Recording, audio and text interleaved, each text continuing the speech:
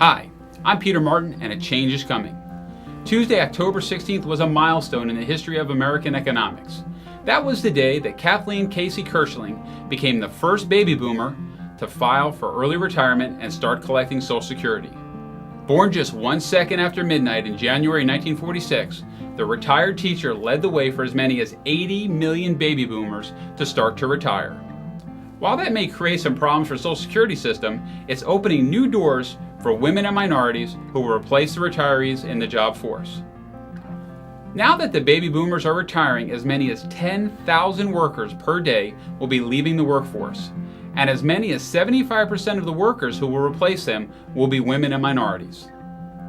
This flood of new people into open work roles may dramatically change the economic landscape, and that may be good news for the car industry and the dealership. As we discussed previously, women purchase over 65% of all vehicles and influence over 85% of all buying decisions. With the influx of new, higher paid workers, that number will continue to grow. Another point is to consider. As the hair color of Americans turn gray, an increasing number of senior males will pass away, leaving more and more widowers. There are already 11 million widows in the United States. Many of them will be purchasing a car on their own for the first time. In addition, this group also is one of the fastest growing users of the internet. So widowers, come into your dealership. There is an increasing chance that they will have done their research, so you will need to be prepared.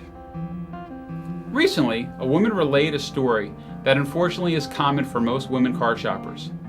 It seems she was treated so poorly by not one, not two, but 3 different salespeople that she drove her old Honda out of the Honda dealership and went across the street to a Toyota dealer. You can guess what kind of car she's driving now. It was good news for the competition and bad news for the Honda dealership that will never ever have her business again.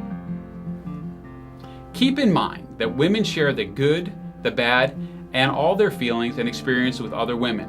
So that particular Honda dealership may be negatively affected by word of mouth and potentially lose other customers as well. Consumer research shows that women often brand loyalty as their number one reason why they do business with a company. They are more likely to shop for a particular brand if their online research and word of mouth validates that choice.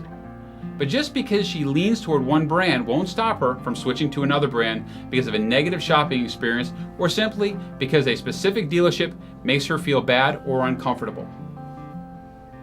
By now, you've probably heard it said or you've experienced for yourself that women do not like the car buying process. They typically see it as confrontational, stressful, and unpleasant.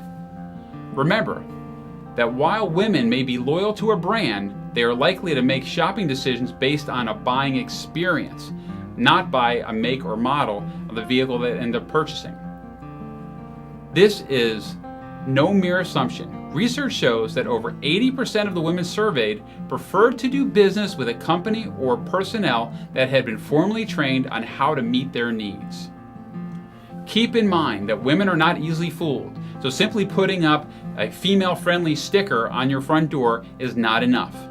Every person at your dealership has to be committed to give outstanding, respectful service, particularly to women. When you do that, the word will spread.